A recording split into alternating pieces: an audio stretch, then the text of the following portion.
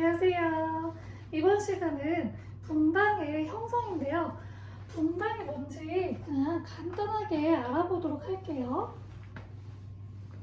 조선시대 정치에는 이 분당 정치가 되게 핵심이었어요.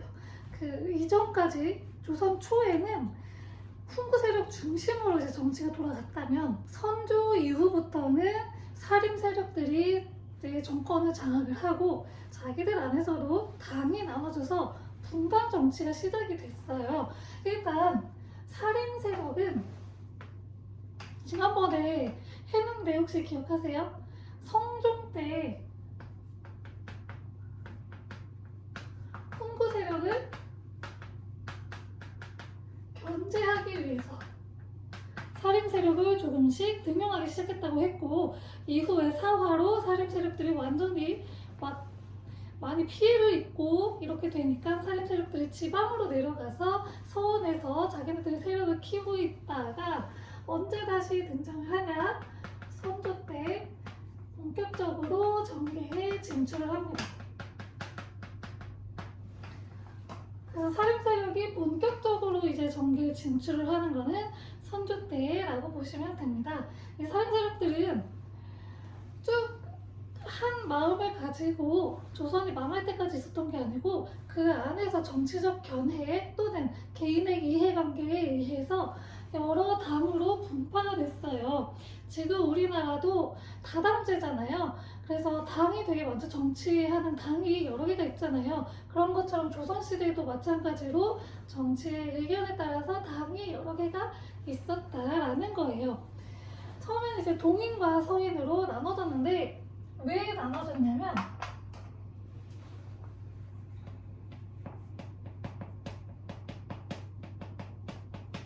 이조전랑이라고 하는 그런 직책이 있어요. 직책을 두고서 이제 동인과 서인으로 나눠졌는데 이 이조전랑직은 다른 그 인사 담당이에요. 그러니까 사람을 자리에다가 요 자리에다가 이렇게 앉히고 이 사람은 여기서 일하는 게 낫겠다 싶어서 여기에 앉히고 이렇게 인사를 담당하는 곳인데, 이 자리가 왜 중요했냐면 삼사라고 하는 곳이 있다고 했었죠. 이 삼사의 엄관직을 굉장히 모든 사람들이 하고 싶어 했어요. 그래가지고 자기 측근이 이조전랑직에 있으면 자기가 거기로 자리 배정을 받을 수가 있잖아요. 그래서 이 이조전랑직이 되게 중요했는데, 이때 사료에 보면은 심의겸이라고 하는 사람이 자기 동생이었던 심충식을 이제 이조전랑 자리에다가 앉히려고 했어요. 그러니까 김효원이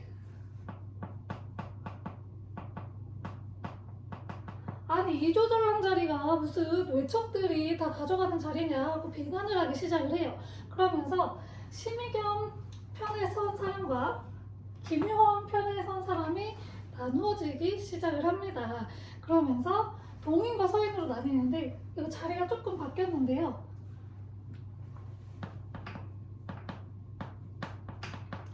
김효원의 집이 동쪽에 있었대요. 그래서 김효원을 중심으로 형성이 된 분당은 동인, 그리고 심의겸을 중심으로 형성된 분당을 서인이라고 하면서 이때부터 동인과 서인으로 나눠지게 되었습니다. 이때 이제 동인 세력들은 대부분 신진사림이었고요.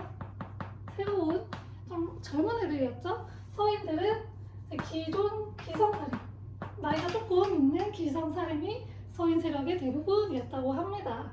그러면서 초반에는 동인들이 이끌어가기 시작을 했어요. 그러다가 이제 동인들이 이끌어가기 시작하니까 서인들이 봤을 때는 동인들이 안 이롭게 보였겠죠. 그래서 기축년에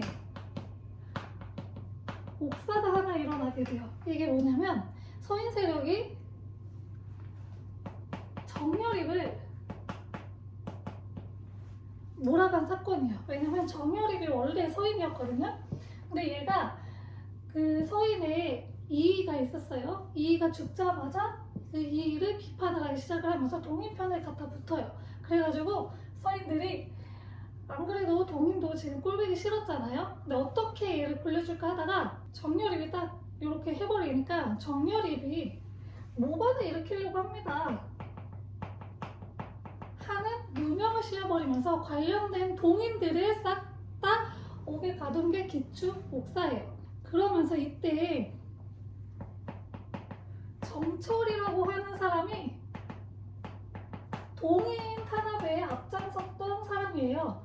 그래서 이 정철이 막 그렇게 했었는데 이 사건 이후에 정철을 중심으로 한 건조의 사건이 일어나요. 이거는 세자 책봉이에요. 건조가 세자 책봉에 관련된 거거든요. 이때 정철이 선조의 눈에 나버린 거죠. 바깥으로 나버린 거예요. 근데 이거를 좀 이용했던 거예요. 동인들이 정철이 동인을 막 탄압하고 하니까 그거를 좀 이용을 해서 정철을 완전히 몰아내기 위해서 이 사건을 조금 조작을 한 거예요. 정철이 좀 억울하게 선조의 눈 밖으로 나서 이 정철이 정치에서 완전히 몰아내진 사건이 바로 이 건조의 사건인데, 이 사건 이후에 정철을 어떻게 할 것인가?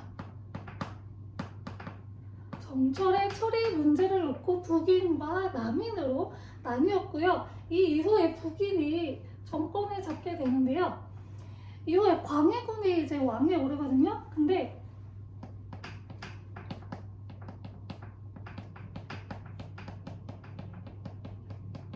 광해군이 적장자가 아니에요.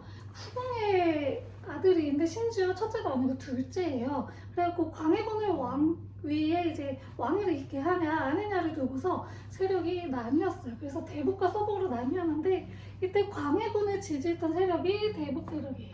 그래서 대북 세력이 권력을 잡게 됐었고, 이후에 광해군이 쫓아내지면서 대북 세력도 같이 몰락을 하게 된 거고요. 서인으로 넘어오면요, 초반에는 동인이 정치를 이끌어갔어요. 그러다가 이제 광해군이 인조 반정이라고 하는 반정에 의해서 쫓겨나요. 그래서 인조를 지지했던 서인 세력들이 권력을 잡게 됩니다. 그리고 나서 쭉 이제 권력을 남인이랑 같이 하고 있다가 이 환국이라는 걸 나중에 다 할 거예요. 환국을 맞이하면서 남인 세력은 완전히 축출이 돼요.